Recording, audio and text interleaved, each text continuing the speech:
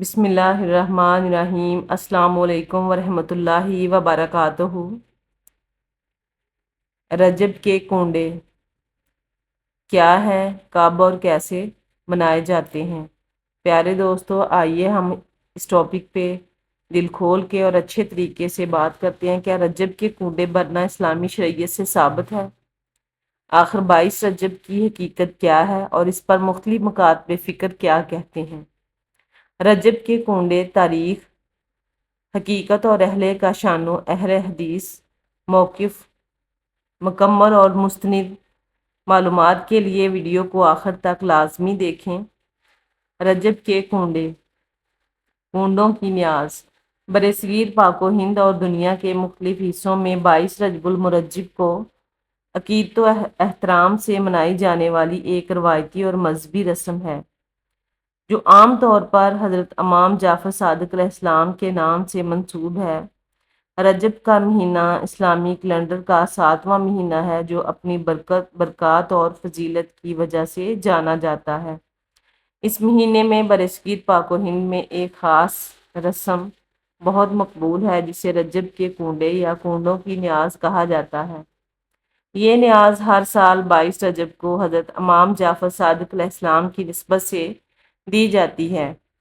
اس دن مٹی کے نئے کنڈے پیالے خریدے جاتے ہیں۔ ان کنڈوں میں روایتی طور پر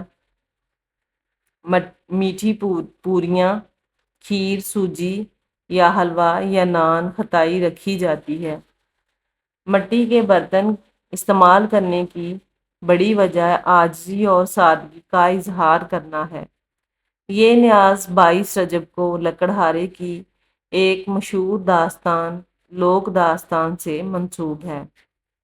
روایت کے مطابق مدینہ منورہ کے ایک غریب لکڑہارے نے حضرت امام جعفر صادق علیہ السلام کے بتائے ہوئے طریقے پر یہ نیاز مانی تھی، جس کے بعد اس کی غربت دور ہو گئی۔ لکڑہارے کا قصہ، جسے عام طور پر لکڑہارے کی داستان کہا جاتا ہے، رجب کے کنڈوں کی نیاز کی بنیاد مانا جاتا ہے۔ یہ کہانی ایک غریب لکڑہارے کے گرد گھومتی ہے، جس کی قسمت اس نیاز کی برکت سے بدلی۔ روایت کے مطابق مدینہ منورہ میں ایک بہت غریب لکڑہارا رہتا تھا، جو روزانہ جنگل سے لکڑیاں کاٹ کر لاتا اور انہیں بیچ کر بمشکل اپنا گزارا کرتا تھا۔ وہ اور اس کی بیوی اکثر فاقوں کا شکار رہتے تھے اور اپنی غربت کی وجہ سے سخت پریشان رہتے تھے۔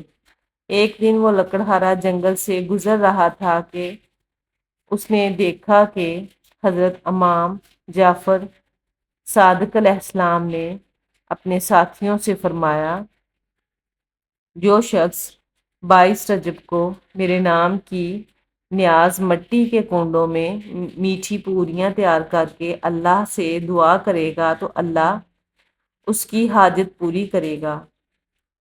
امام اعلیٰ مقام نے یہ بھی فرمایا کہ اگر اس کی مراد پوری نہ ہو تو قیامت کے دن وہ میرا دامن پکڑ سکتا ہے۔ لکڑہارے نے یہ بات سن لی اور اپنے دل میں پختہ نیت کر لی کہ جب 22 رجب آئے گی تو وہ یہ نیاز ضرور دے گا۔ جب رجب کا مہینہ آیا تو لکڑہارے نے اپنی محنت کی کمائی سے مٹی کے نئے کنڈے خریدے، ان میں میٹھا کھانا تیار کیا اور امام جعفر صادق علیہ السلام کے بتائے ہوئے طریقے پر نیاز دے کر اللہ پاک سے دعا کی۔ اس نیاز کی برکت سے اللہ تعالیٰ نے اس کی غیبی مدد فرمائی۔ اسے جنگل سے ایک بہت بڑا خزانہ ملا اور وہ مدینہ کا ایک امیر ترین شخص بن گیا۔ جب لکڑہارا امیر ہو گیا تو اس نے ایک بڑا محل بنایا۔ اس محل کو دیکھ کر اس وقت کے بادشاہ کی ملکہ نے پوچھا کہ یہ کس کا گھر ہے؟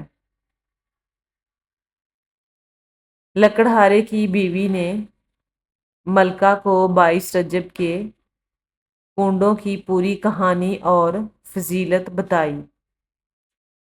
ملکہ نے معاذ اللہ اس بات کا مذاق اڑایا اور اسے ایک من گھڑت کہانی سمجھ کر کہانی قرار دے کر ماننے سے انکار کر دیا۔ داستان کے مطابق اسی رات بادشاہ کی حکومت پر زوال آ گیا۔ بادشاہ کو قید کر لیا گیا اور ملکہ کو محل سے نکال دیا گیا۔ ملکہ کو اپنی غلطی کا احساس ہوا تو اس نے لکڑہارے کی بیوی سے دوبارہ رابطہ کیا اور سچے دل سے توبہ قبول کی اور خود بھی 22 رجب کی نیاز کا اہتمام کیا۔ نیاز دینے کی برکت سے بادشاہ کی بیوی بادشاہ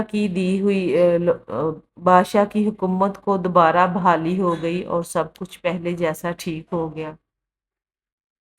اہل حدیث علماء کے مطابق یہ قصہ تاریخی اور علمی لحاظ سے بالکل من گھڑت ہے اور بے بنیاد ہے۔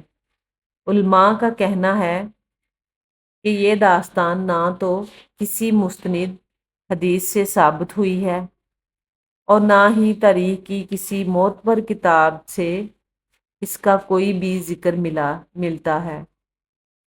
پیارے دوستو، ہمیں اپنے دین کو بچانے کے لیے علم کی روشنی کے تحت چلنا چاہیے۔ علماء کا کہنا ہے کہ یہ داستان نہ تو کسی مستند حدیث سے ثابت ہوئی ہے اور نہ ہی تاریخ کی کسی معتبر کتاب میں اس کا کوئی ذکر ملتا ہے۔ اہل حدیث علماء اور مکتبِ فکر کے مطابق رجب کے کنڈوں کی نیاز شرعی طور پر ثابت نہیں ہے اور اسے ایک بدعت دین میں نئی بات سمجھا جاتا ہے۔ اہل حدیث علماء کے مطابق اسلام میں کسی بھی خاص دن یا تاریخ کو مخصوص طریقے سے نیاز کا اہتمام کرنا یا قرآن و حدیث سے ثابت ہونا ضروری ہے۔ رجب کے کنڈوں کی رسم۔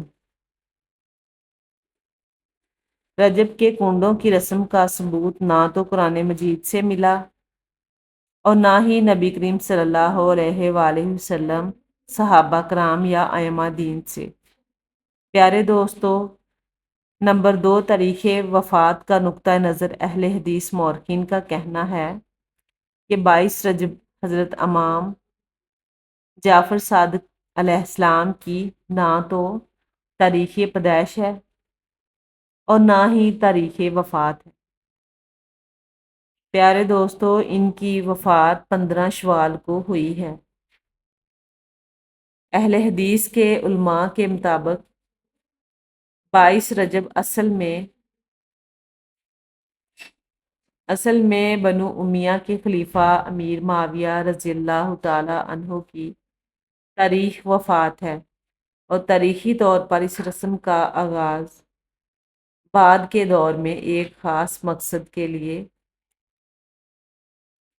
مقصد کے تحت کیا گیا۔ نمبر 3، لکڑہارے کے قصے کی حقیقت۔ کنڈوں کی رسم کے پیچھے لکڑہارے کا قصہ بیان کیا جاتا ہے جسے اہل حدیث علماء من گھڑت اور بے بنیاد داستان قرار دیتے ہیں۔ پیارے دوستو، ہمیں دین کی روشنی میں چلنا چاہیے کہ ہمارا قرآن کیا کہتا ہے، ہماری نبی، ہماری احادیث کیا کہتی ہیں، ہمیں ان کے مطابق اچھے مسلمان بننے کے لیے کافی ہے۔ ان کا موقف ہے کہ شریعت کے احکامات ایسی غیر مستند کہانیوں پر استوار نہیں کیے جا سکتے۔ نمبر 4، اصال ثواب اور صدقے کا صحیح طریقہ۔ اہل حدیث کا ماننا ہے کہ غریبوں کو کھانا کھلانا اور اصال ثواب کرنا بہترین کام ہے، جس کا ذکر قرآن پاک میں بارہا آیا ہے۔ ٹھیک ہے، اسلام کے لحاظ سے صدقہ دینا سب سے خوبصورت صدقہ ہے، لیکن اس کے لیے کوئی خاص دن، مہینہ یا خاص مٹی کے برتن مقرر کرنا درست نہیں ہے۔ مسلمان سال کے کسی بھی دن کسی بھی حلال کھانے کا صدقہ کر کے اپنے مرحومین یا بزرگوں کو ثواب پہنچا سکتے ہیں۔ اہل حدیث علماء کے مطابق دین میں ہر اس نئی رسم سے بچنا ضروری ہے جس کا ثبوت پہلی تین بہترین نسلوں صحابہ، تابعین، تبع تابعین سے نہ ملے۔ اللہ تعالی ہمیں دین کو اس کی اہل حدیث علماء کے مطابق دین میں ہر اس نئی رسم سے بچنا ضروری ہے جس کا ثبوت پہلی تین نسلوں میں بالکل بھی موجود نہیں ہے، جس سے ثابت نہیں ہوتا یا بالکل بھی نہ ملے تو ہمیں اس پہ عمل نہیں کرنا چاہیے۔ اللہ تعالی ہمیں دین کو اس کی اصل روح کے مطابق سمجھنے اور اس پر عمل کرنے کی توفیق عطا فرمائے۔